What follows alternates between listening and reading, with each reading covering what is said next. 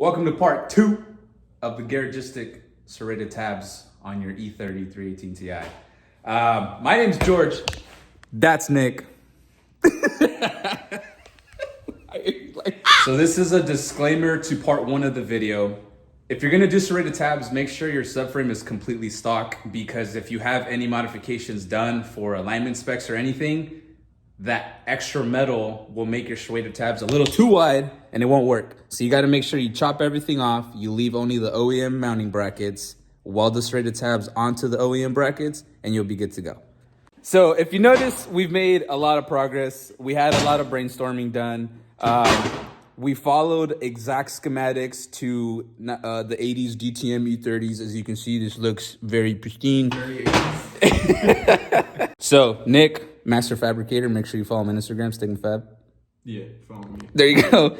He ended up cutting everything off. He redid everything. I suggested we weld this plate, so in case the car gets hit on the side, it reinforces this from the side to side motion. Now that he took off all the extra stuff, he welded the serrated tabs. The trailing arm should mount perfectly in here with the provided shims that Garagistic left. If you put them in there, if we throw in the shims, you'll see that everything is nice and flat and the trailing arm will mount normally. Sick. So aside from the serrated tabs being in the correct place, aside from the reinforcement to protect from side hits, protect from me flipping the car upside down,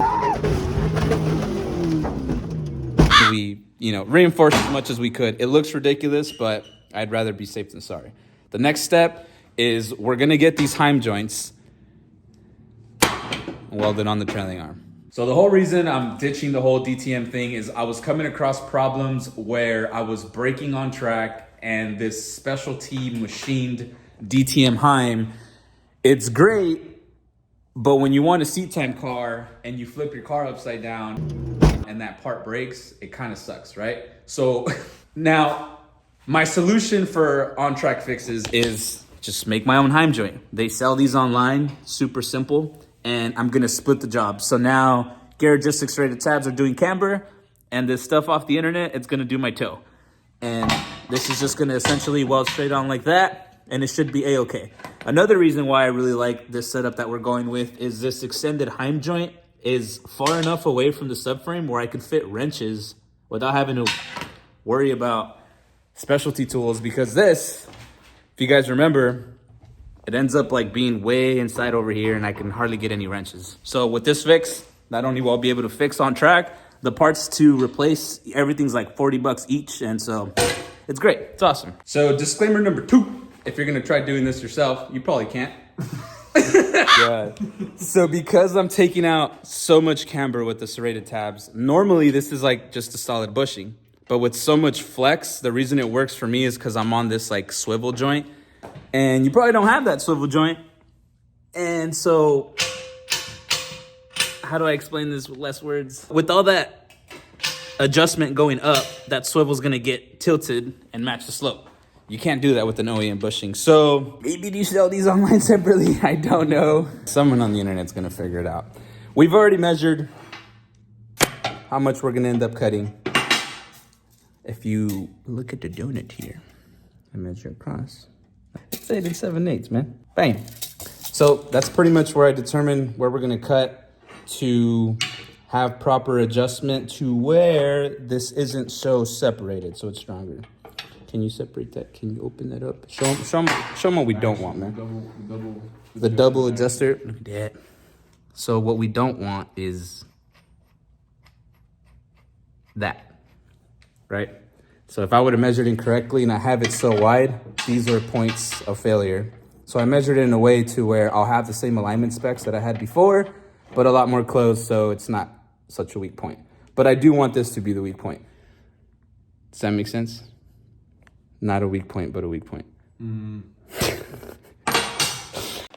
So the next step on the list is getting this mounted to that. And the way we're gonna do it, attach it. We're gonna have a reinforcement plate at the top, obviously welded to this big plate, a reinforcement plate at the bottom. So when you stick it on, it should be nice and good. This has already been pre-welded all the way across, and then we're gonna do another pass all the way out on the outside. Stick it on, paint it, mount it, drift it. Ready? Yeah. All right, let's do it. Go for it.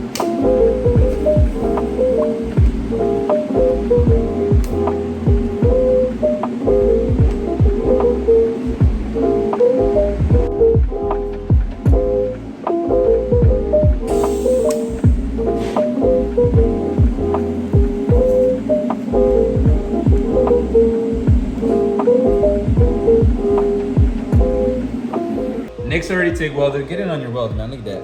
Bam. That looks amazing. So Nick already TIG welded all the way around. We don't have to TIG weld everything.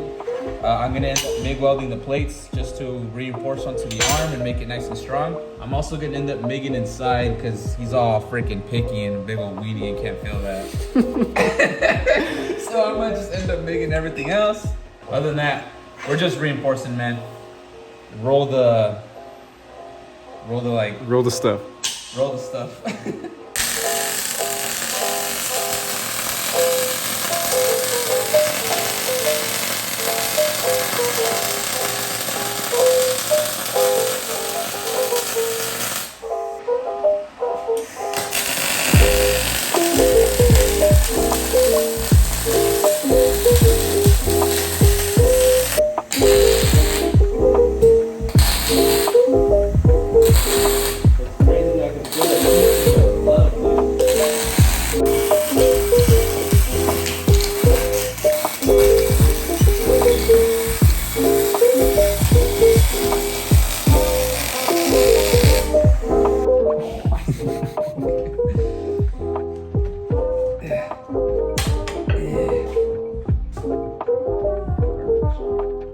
So one side's pretty much complete.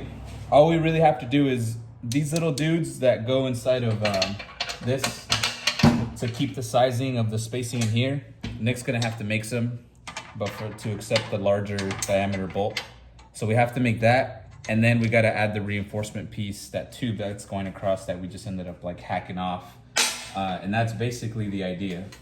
Camber's done on one side, toe on the other. This is gonna be the weak point. If this breaks, it's 40 bucks compared to 300, 600, whatever it costs for like the DTM stuff. And let's hope it works, because I don't know. Look, looking at the weld is bad. Is looking at the weld through your phone bad? Or is that not bad? I know what you're saying, but you see hella welding videos online and ain't no one reporting that. No. So, okay, besides the camera part, I'm just talking about your eyeballs. I know, but looking through your phone though? Yeah. No. No, because like hella people post welds online. You don't see people going blind. So really, you could just look at exactly what's going on, just like this. Yeah, exactly. You ever seen those Indian dudes welding with their phone on an old piece of cardboard? Those dudes vish. Put the cardboard around. Anyways, so this is why we could never get stuff done. Nick with this weird ass question. Hey, man, I just want to know these things. Yeah, Questions of life. Good question, bros. Good question. We pretty much prepped the control arms, welded the Heim, did all that good stuff. Now we just got to do like the little stuff. One of the little things we got to do is, so he has to like make those inner shims or whatever. Once we do that, that's basically it. Install into the car, and then we're gonna have to notch where the rear seats go with all that extra metal sticking out. I'll do that when I'm back home. It's not a problem. But for now, the fabrication side, the hard part, Nick made it look easy, man. It was kind of hard. Yeah. This is what we're working with. Pretty much turning that bad boy right there into these bad boys over here. So we just got a couple steps in there just to keep the Heim joint clear, and space it out kind of centered. Those two are done already, ready to go. This side needs 2 spacers still, so we're gonna turn this regular old piece of metal into something magical. So if you do decide to make some spacers like this, I'd probably recommend actually getting some stainless instead of some steel. It's not really ideal to paint these, so that way you don't end up having them rust or anything. This is just what was easiest for us, so it's what we went with. So it was actually a solid piece of bar stock, which also is not ideal, but we're making it work, and just using this big 5/8 drill bit to get this center hole drilled out. I've already done that here, so I just need to make the steps and everything now.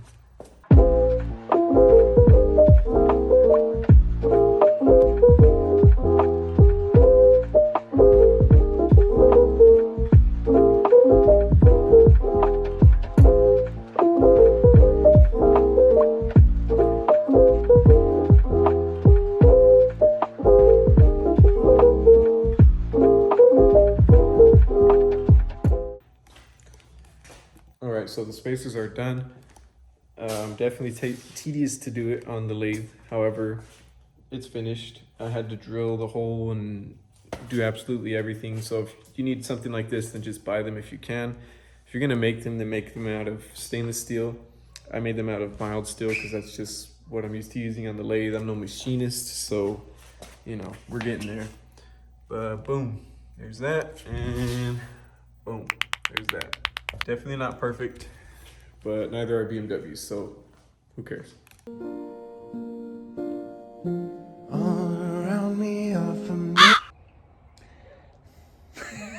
So I took the YouTube magic a little too far, and the car is put together. I wanted to do this off camera. There was a lot to do, and I absolutely had to finish. Now, there is some important key points that I've noticed with this setup.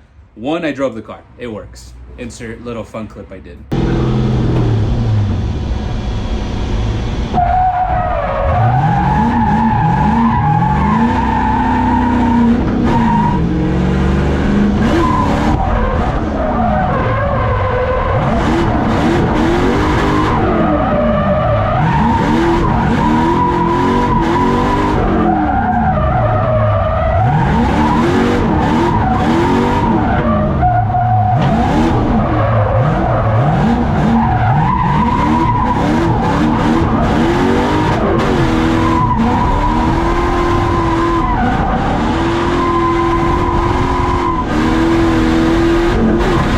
So it survived that little test. I still have to drive it more, obviously.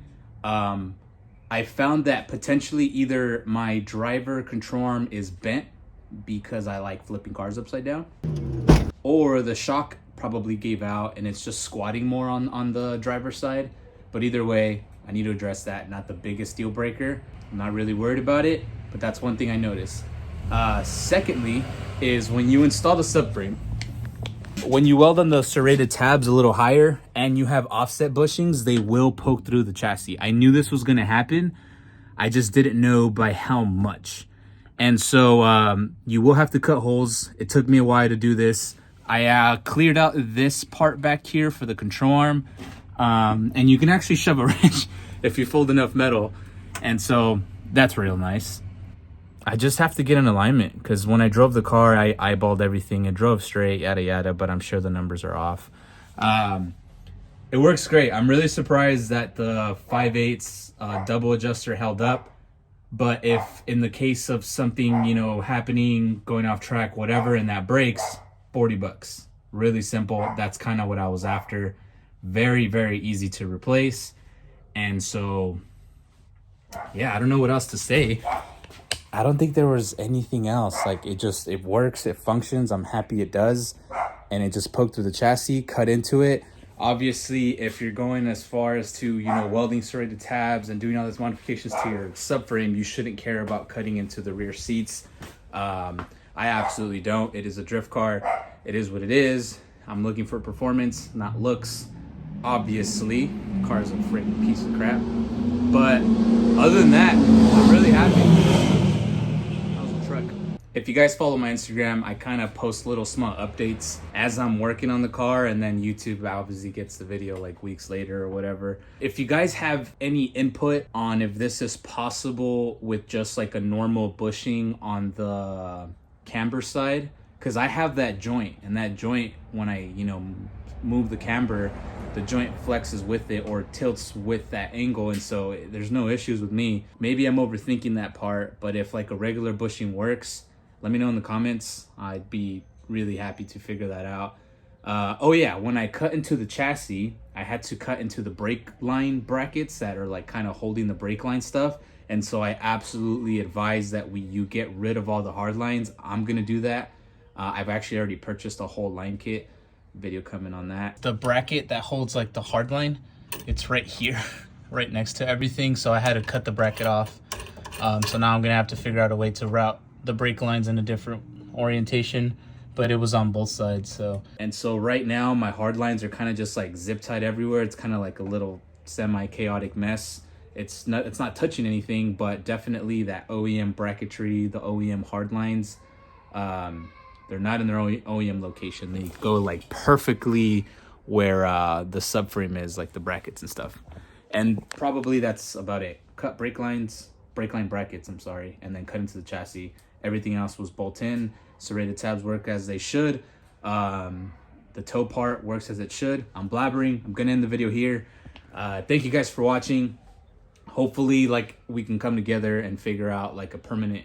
I mean, this looks pretty permanent to me. Like, this looks like a great solution for E30s, and as far as like drifting and serviceability goes. So if you guys have any ideas, any input at all that can make the E30s better, let me know in the comments down below. Thank you guys for watching. Make sure you like, comment, subscribe, send this video to your friends, let them know that E30s can be the shizness on drifting. Thanks for watching. Peace.